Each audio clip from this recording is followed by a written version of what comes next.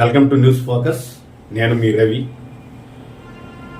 గత 3 రోజులుగా పలాసలో హరికృష్ణ కవితల ఉదంతం ఏదైతే ఉందో దానిపై ప్రస్తుతం హాట్ టాపిక్గా మారింది. పలాసలో నిత్యం ప్రతి ఒక్కరు ఇదే విషయంపై చర్చించుకునే పరిస్థితి.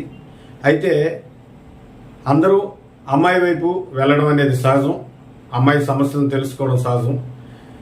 అయితే అమ్మాయి పక్క నుంచి ఉండాల్సిన సమస్యలు చెప్పడం వేరు, కానీ అబ్బాయికి అంటూ ఏ సమస్యలు ఉన్నాయి, వాళ్ళ కుటుంబం కొన్ని పరిస్థితి ఏంటి అని తెలుసుకునే నేపథ్యంలో హరికృష్ణను ఈరోజు న్యూస్ ఫోకస్ కలవడం జరిగింది. హరికృష్ణ జరిగిన విషయాలు ఏవనేది చెప్పడం జరిగింది. దానిపై హరికృష్ణతో ఏదైతే ఇంటర్వ్యూ ఉందో ఆ ఇంటర్వ్యూని ఇప్పుడు మీ ముందు ప్రజెంట్ చేస్తున్నాం. పెళ్ళైన నాటి నుండి మీ వివాహ జీవితం ఎలా ఉంది? అందరికీ నమస్కారం అండి. పెళ్ళైన సంవత్సరం వరకు అమ్మాయి సాధారణంగా వ్యవహరించింది. అక్కడి నుండి వాళ్ళ అమ్మా నాన్నల నుండి ఏమి ఒత్తిడి జరిగిందో నాకు తెలియదు, కానీ రకరకాలుగా టార్చర్ స్టార్ట్ చేసిందండి అమ్మాయి. మేము ఎన్ని రకాలుగా ఇబ్బంది పడ్డామో, ఎంత బాధపడ్డామో మాకు తెలుసండి.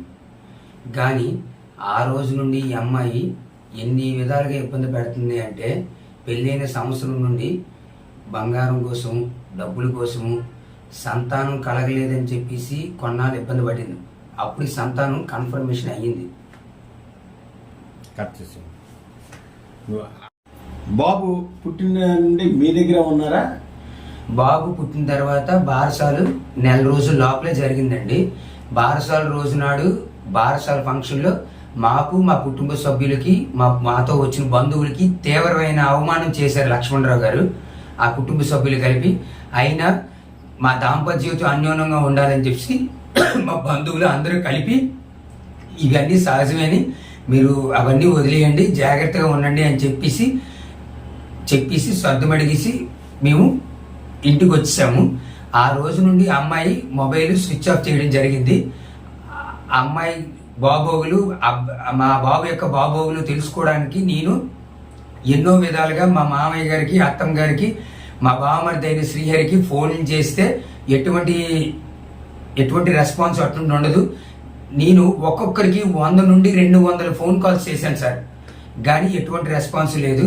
అప్పుడు మీ పెద్ద మనుషుల దగ్గరికి వెళ్తే పెద్దలు ఏం చెప్పారంటే, ఆడపిల్లకి అలాంటి ఉంచుకుంటారటయ్యా, మీరు ఓపిక పట్టండి ఒక 3 నెలలు అని చెప్పంటే, మేము ఓపిక పట్టలేక బాబు పుట్టిన 3 నెలల లోపలే ఆ ఇంటికి, అమ్మాయి ఇంటికి, అది అమ్మాయి తల్లిదండ్రుల ఇంటికి నేను, మా అమ్మ, మా నాన్న, మా నాన్నగారి తోటి తమ్ముడు కలిసి వెళ్తే లక్ష్మణరావు గారు ఆ అమ్మాయి కలిపి 2.5 గంటల సేపు ఇష్టం వచ్చినట్లు తిట్టి, మీ మొబైల్ స్విచ్ ఆన్ చేయము, మీరు ఏం చేస్తారు చెయ్యండి, నా కూతురి కాపురాన్ని కూడా పంపించను అని చెప్తే, అప్పుడు మళ్ళీ పెద్ద మనిషి దగ్గరికి వెళ్ళి ఈ విషయం అంతా చెప్పిన తర్వాత పెద్దలు ఉంచి పిలిపిస్తే మేమందరూ వెళ్తే ఆయన ఒక్కరే వచ్చారు. పెద్దల దగ్గరికి మా ఆవిడ కూడా రాలేదు. అడిగితే ఇంకా నా కూతురు అత్తవారింట్లో అడుగు పెట్టలేదు, అందుకే నేను పంపించను, అది వేరొక దగ్గర తేను అని చెప్పేసి అంటే, అప్పుడు లక్ష్మణరావు గారికి మందలించి చెప్పి కాపురానికి అమ్మాయిని పంపించండి అంటే అప్పుడు బాబు నువ్వు వెళ్ళి తేవాలి అని చెప్పేసి పెద్దలు నాకు చెప్పారు. నేనైతే ఎట్టి పరిస్థితుల్లోని ఆ ఇంటికి వెళ్ళనండి అన్నారు. ఏమి వెళ్ళవు అని అడిగితే నేను ఒకటే సమాధానం చెప్పాను. జనవరి 2016 14వ తేదీ అనగా పండగ, పెద్ద పండగ రోజునాడు పండగ పిలుపు చేశారని చెప్పేసి, ఫోన్లో పిలుపు చేశారని చెప్పేసి నేను వెళ్తే, ఆ రోజు ఆ అమ్మాయి, ఆ తల్లిదండ్రులు, మా బావమరిది ప్రవర్తించిన తీరు నేను చెప్పలేను మీకు. మా బాబు మీద చెయ్యేస్తే ఆ అమ్మాయి కాలుతో గుండెల మీద తన్నితే, ఇది ఎంతవరకు సబబు అని మా అత్తమామలకు అడిగితే, మీ ఇద్దరు ఎలాగ పడతారో పడండి అని చెప్పేసి అంటే, ఇది కరెక్ట్ కాదు మాయ గారు, మీ ఇంట్లో ఉన్నప్పుడు మీరే మాకు రక్షణ కల్పించాలి, ఇది ఎంతవరకు అంటే, నువ్వు నేను అడిగిన డబ్బులు ఇచ్చావా? బారసాలకి నేను అడిగాను, ఇవ్వలేదు. నేను బంగారం అడుగుతున్నాను, ఇదంతా మీకే ఉంటుంది, మీది ఉమ్మడి కుటుంబం, ఇప్పటి నుండి సైడ్ చేయమని చెప్తున్నాను కదా, నీకు ఇస్తానని చెప్తున్నాను కదా, ఎందుకు నువ్వు జాగ్రత్త చేయడానికి ఆలోచిస్తున్నావు? కాబట్టి నేను సపోర్ట్ చేయను, నువ్వు నాకు మీ నాన్నగారి దగ్గర నుండి సెపరేట్ అయిపో, నేను నీకు కొడుకులాగా చూసుకుంటాను అని చెప్పి అన్నారు. ఇది కరెక్ట్ కాదు అంటే అందరూ కలిపేసి నా మీద మూకమ్మ దాడి చేస్తే ఆ ఇంటి నుండి నాకు చంపేస్తారని చెప్పి పారిపోయి నేను బయటకు వచ్చాను. ఇది పెద్దలకు తెలియపరిచాను. ఇలాగ చేయడం తప్పు లక్ష్మణరావు అని చెప్పేసి మందలించి మా అమ్మా నాన్న వెళ్ళి తెచ్చారండి. నేను మాత్రం ఆ ఇంటికి ఆ రోజు నుండి ఈ రోజు వరకు ఆ ఇంటి గడప నేను వెక్కలేదు. ఇప్పుడు బాబు మానసిక పరిస్థితి ఇంకా ఎదగలేదని ఆవిడ ఆరోపిస్తున్నారు. అదే కారణంతో మీరు ఆవిడ్ని విడిచిపెట్టేశారని ఆవిడ ఆరోపణ. కానీ బాబు పుట్టిననాటి నుంచి బాబు పరిస్థితి ఇదేనా? కాదండి, ఒకటే సమాధానం. పుట్టినప్పుడు కొన్ని ఇబ్బందులు ఉన్నాయి, లేవని కాదు. 5 నెలలకు మా బాబు మా ఇంటికి వచ్చాడు. ఆ అబ్బాయిని ట్రీట్మెంట్ రీత్యా బెంగళూరు, మైసూరు మరియు హైదరాబాదు, వైజాగ్ ఎన్ని సంవత్సరాల నుంచేనో 70 నుండి 80 లక్షలు పైబడి మాటే నేను ప్రతి రూపాయి కూడా అమ్మాయి చేతే ఖర్చు పెట్టి ఇచ్చాను. ఎందుకు అంటే నేను నీ కోసం ఉన్నాను అని తెలియపరచాలని చెప్పేసి అమ్మాయి చేతే ఇప్పించి నేను నీకు ఎంత సాక్రిఫైస్ చేస్తున్నానని తెలియపరిచానే కానీ అమ్మాయి ఇంత స్వార్థంతో ఉందనే ఆలోచన నాకు లేదు. బాబుని మా ఆవిడ కవిత మా ఇంటి నుండి పట్టుకెళ్ళినప్పుడు నాటి పరిస్థితి, ఇప్పుడు ఆ అబ్బాయిని ఎంత దయనీయ పరిస్థితిలో తయారు చేసింది ఆ అమ్మాయి తల్లిదండ్రులే. దీనికి పూర్తి బాధ్యత వాళ్ళే వహించాలి.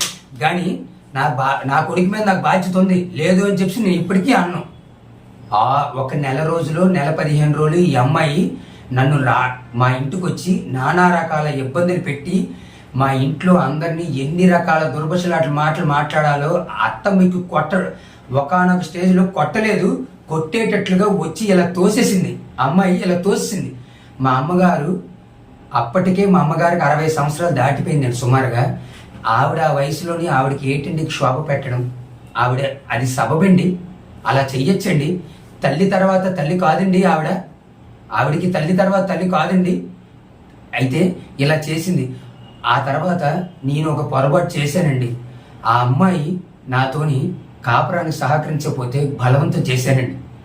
బలవంతం చేయడం వల్ల ఆ అమ్మాయి వచ్చి ఎప్పుడు మీరు ఒకేలా చెప్తున్నాను అనుకోవద్దండి, గుండె మీద తన్నిందండి. తన్నలేదు అని చెప్పేసి అమ్మాయి చెప్తే నేను ఈ రోజు చచ్చిపోతానండి. ఇప్పుడు నిజంగా తన్నిందండి. తన్నేసి రక్కేసి అమ్మాయి ఆ బాబుని పట్టుకొని రోడ్డు మీదకి వెళ్ళిపోయి రోడ్డు మీద బురదలో పంది ఎలా దొరుకుతుంది అలాగే దొరికిందండి. ఇది పెద్దలందరూ తెలుసండి. తెలిసినప్పుడు కూడా పెద్దలు ఎవరు కూడా సహకరించలేదండి. లేదండి, ఇది ఎంతవరకు దౌర్జన్యమైనది, ఇది కరెక్ట్ అండి. ఇది ఇలా చేస్తూ కూడా సమాజం అలాగే కోఆపరేట్ చేస్తుందండి. ఇది ఎంతవరకు కరెక్ట్ అండి చెప్పండి. సర్వేశ్వరరావు గారు, కాంతారావు గారు మీరే సంబంధం చేశారు, మంచి కుటుంబం అని చెప్పారు. ఇలాగే చేస్తారండి. ఎన్ని అవమానాలు పడ్డామండి, ఎంత బాధ పెట్టారండి మాకు. ఆ రోజు అమ్మాయికి తీసుకెళ్ళడానికి లక్ష్మణరావు గారు ఇంటికి వచ్చారు. తర్వాత అమ్మాయికి మేము 4 పక్కలు ఇట్లా మోసుకొచ్చి మా ఇంట్లో పెట్టి అమ్మాయికి ఫోన్ ఇచ్చి వాళ్ళ నాన్నతో ఫోన్లో మాట్లాడితే వాళ్ళ నాన్న ఆ ఫోన్ని మెసేజ్ని వైరల్ చేసి అప్పటికి ఆయన రైస్ మిల్లర్స్ అసోసియేషన్ హాల్లో ఉంటే రైస్ మిల్ అసోసియేషన్ హాల్లో స్పీకర్ పెట్టి అందరికీ భయభ్రాంతులు గురి చేస్తే అప్పుడు పలాస డోకి నాగేశ్వరరావు గారు అక్కడ నుండి తంగుడు రామారావు గారు ఆ కుటుంబం అటువంటిది కాదు. అప్పటికే ఆయన కూడా అక్కడే ఉన్నారు. ఆయన అటువంటి కుటుంబం కాదు. కానీ మీరు ఇలాగ అంటున్నావు లక్ష్మణరావు, ఇది కరెక్ట్ కాదు. నా కొడుకు కాశీ పలాసలో ఉన్నాడు, వాళ్ళ ఇంటికి పంపిస్తాను అని చెప్పి పంపించి ఆ అబ్బాయి పేరు డోకి దినేష్ పంపించారు. డోకి దినేష్ నా స్నేహితుడేనండి. ఆ అబ్బాయి మా ఇంటికి వచ్చిన తర్వాత పెద్దలు లక్ష్మణరావు గారు కలిపేసి వస్తే మేము పంపిస్తామంటే లక్ష్మణరావు గారు వచ్చారు. వచ్చిన తర్వాత నట్టి ఇంట్లోకి ఆయన షూ వేసుకొని వచ్చి మీ ఆస్తులు నిన్ను మీ అందరినీ ట్యాంకుడి పెట్రోల్ తెచ్చి తగలెట్టేస్తాను, గేటు బయటే ట్యాంకుడి పెట్రోల్ ఉంది, మీకు ఎన్ని రకాల హింస పెట్టాలో పెడతాను అని చెప్పి పెద్దల సమక్షంలో ఈ సమస్య ఎన్నిసార్లు పెట్టడం జరిగింది? ఇప్పటి వరకు అయితే సుమారుగా 15 నుండి 20 సార్లు అవుతుందండి. ఆ తర్వాత ఆరో నెల బాబుకు 7 నెలలు సుమారుగా అమ్మాయి వెళ్ళిపోయిందండి. అప్పటికి కూడా సెల్ స్విచ్ ఆన్ చేయలేదండి. ఆన్ చేయకపోతే సుమారుగా 8-10 నెలలు పోయిన తర్వాత లక్ష్మణరావు గారే పెద్దల దగ్గరికి వెళ్ళారండి. వెళ్తే మేము వెళ్ళామండి. ఇలాగ జరిగింది అని చెప్పేసి 3 గంటల సేపు చర్చలు జరిగాయండి ఆడికి మాకు. ఆ చర్చల సారాంశం అంతా విన్న తర్వాత పెద్దలు సమక్షంలో లక్ష్మణరావు గారు, పిల్లనిచ్చిన మామగారు లక్ష్మణరావు గారు, ఆవిడ భార్య హైమావతి, మా ఆవిడ కవిత మరియు మా బావమర్ది శ్రీహరి కలిపి మాది తప్పు అయిపోయింది, మేము చేసిన తప్పే క్షమించండి అని చెప్పి మా అమ్మా నాన్న మా బంధువులు కాలు పట్టుకున్న తర్వాత మా నాన్నగారు ఒకటే ప్రశ్నించారు, ఈరోజు ఈ అమ్మాయి రోడ్డు ఎక్కిపోయింది సరేనండి, రేపొద్దున ఈ అమ్మాయి ఇంట్లోని చాకుతో కోసుకొని రోడ్డు ఎక్కిపోద్ది, లేకపోతే సూసైడ్ చేసుకుంటుంది, దానికి మాకు ఎటువంటి హామీ మీరు ఇవ్వగలరు అని అడిగితే కాంతారావు గారు సర్వేశ్వరరావు గారు అనే 2 పెద్ద మనుషులు మేము దీనికి హామీ ఉంటాము అని చెప్తే వాళ్ళందరూ కలిపి రాతకోతలు రాసుకొని కాగితాలు మాకే ఇస్తామని అంటే మేము మీకు నమ్ముతున్నాము, కాగితాలు మీ దగ్గరే ఉంచండి అని చెప్పేసి కూడా చెప్పాము. ఆ పెద్ద మనుషులకు అది నిజమా అబద్ధమా వాళ్ళకే అడగండి. పెద్దల సమక్షంలో సమస్య పరిష్కారం అయిందని మీరు అంటున్నారు, మరి కోర్టుకి వెళ్లాల్సిన అవసరం ఎందుకు వచ్చింది? ఆ అమ్మాయి వచ్చిన తర్వాత ఎన్ని రకాల ఆవేదనలకు నన్ను మా తల్లిదండ్రుల్ని గురి చేసిందో మాకు తెలుసు. అలాగ మేము ఎన్ని రకాలుగా భరించినా కూడా డబ్బులు అడిగితే డబ్బులు, బంగారం అడిగితే బంగారం నేను అయినప్పుడు కూడా ఇచ్చాను మా తల్లిదండ్రులకు తెలియకుండా. ఇచ్చినప్పుడు కూడా కాపురం చెయ్యాలి అంటే తన కోరిక నెరవేర్చాలి, నెరవేరిస్తేనే కాపురం చేస్తుంది, అమ్మాయి పద్ధతి అది. అటువంటప్పుడు నేను ఏ విధంగా నేను ఎన్నిసార్లు ఇలా తల్లిదండ్రులు తెలియకంటే నేను ఇవ్వాలి, నేను ఉమ్మడి కుటుంబంలో ఉన్నాను, ఏ విధంగా నేను చెయ్యాలి, నేను చెయ్యలేకపోయాను. అందుకు ఆ అమ్మాయి ఉపేక్షించకుండా నానా రకాలుగా ఇబ్బందులు పెడుతుంది. ఈ లోపల మా బాబు ఆరోగ్యం చెడిపోయింది. ఆ అమ్మాయి ఆగస్టు 15వ తేదీన సూసైడ్ అటెంప్ట్ చేసిందండి. అప్పుడు అమ్మాయికి మేము వెంటనే దగ్గర ఉన్న హాస్పిటల్కి అడ్మిట్ చేసి ట్రీట్మెంట్ చేయించాము. ట్రీట్మెంట్ చేయించిన తర్వాత ఆ అమ్మాయి నుంచి ఎచ్చర్ల పోలీస్ స్టేషన్లో నా మీద, మా అమ్మ మీద, మా నాన్న మీద, మా అన్నీ మీద, మా చెల్లి మీద 2023 సంవత్సరం ఫిబ్రవరి నెలలో కంప్లైంట్ ఇచ్చింది. కంప్లైంట్ ఇస్తే దానికి వారు మా అందరినీ స్టేషన్లో ఉంచి ఒకరోజు ఉంచారు. తర్వాత రోజు రణస్థలం స్టేషన్ తీసుకెళ్లారు. ఎచ్చర్ల పోలీస్ స్టేషన్లో మీరు ఎందుకు ఉంచారని అడిగితే మాది ధర్మవరం అనే ఊరు ఎచ్చర్ల పరిధిలోకి వస్తుంది కాబట్టి అని చెప్పేసి అక్కడ నుండి రణస్థలం తీసుకెళ్లారు. 2 రోజులు మా అందరినీ భయభ్రాంతులకు గురి చేసి నన్ను కొట్టడం కూడా జరిగింది. కొట్టిన దానికి ఎవిడెన్స్ కూడా నా దగ్గర ఉంది. కొట్టిన తర్వాత మేము లాయర్ గారిని సంప్రదించి అప్పుడు మేము కోర్టుకి సంప్రదించడం జరిగింది. కోర్టుకి వెళ్ళిన తర్వాత నోటీసులు ఇచ్చినప్పుడు కూడా వాళ్ళు స్పందించకపోతే కోర్టు వారు మాకు హెచ్ఎంఓపి నోటీస్ అని చెప్పేసి డైవర్స్ కోసం పేపర్ యాడ్ ఇవ్వమని చెప్పారు. పేపర్ యాడ్ ఇచ్చిన తర్వాత అమ్మాయి కోర్టుకు వచ్చింది. కోర్టుకు వచ్చి లాయర్ని పెట్టుకోవడం కూడా జరిగింది. లాయర్ని పెట్టుకున్నారు, కోర్టుకు వచ్చారు. ఆ తర్వాత ఇంటి మీదకి వచ్చి ఈ విధంగా చేయడం అనేది ఎంతవరకు సబబు? ఇది కేసు కోర్టులో ఉందని స్థానిక పోలీసులకి ఏమైనా మీరు చెప్పారా? నేను 3వ తేదీ 9వ నెల 150 మంది సభ్యులతోని లక్ష్మణరావు వాళ్ళ వర్గము కలిపి మా ఇంటి మీదకి దాడి చేశారు. తలుపులు తీయండి అంటే తలుపులు తీసాం. తీస్తే 150 మంది వచ్చి దొమ్మి చేసి నానా రకాల తిట్లు తిట్టి మమ్మల్ని భయభ్రాంతులు గురి చేసి మమ్మల్ని కొట్టడం కూడా జరిగింది. ఈ విషయం అయ్యి పోలీస్ శాఖ వారికి నేను ఎన్నో ఫిర్యాదులు చేశాను. ఎవరు కూడా ఎటువంటి చర్యలు తీసుకోలేదు. దీన్ని ఎస్పీ వరకు కూడా తీసుకెళ్లాను, చర్యలు తీసుకోలేదు. ఆ తర్వాత నేను ఎవరూ చర్యలు తీసుకోలేదని కోర్టుని సంప్రదించి ప్రైవేట్ కేసు వేయడం కూడా జరిగింది. న్యాయం మీరు కోరుకుంటున్నారు? పెద్దలకి, పోలీస్ శాఖ వారికి నా విన్నపం ఏమిటంటే, నాకు కానీ నా కుటుంబ సభ్యులకు కానీ ఇంత అన్యాయం చేశారు. ఇది సబబని అనిపిస్తుందా మీకు? న్యాయంగా ఎవరికి అన్యాయం జరిగిందో వాళ్ళకి న్యాయం చేయాలని నేను కోరుకుంటున్నాను.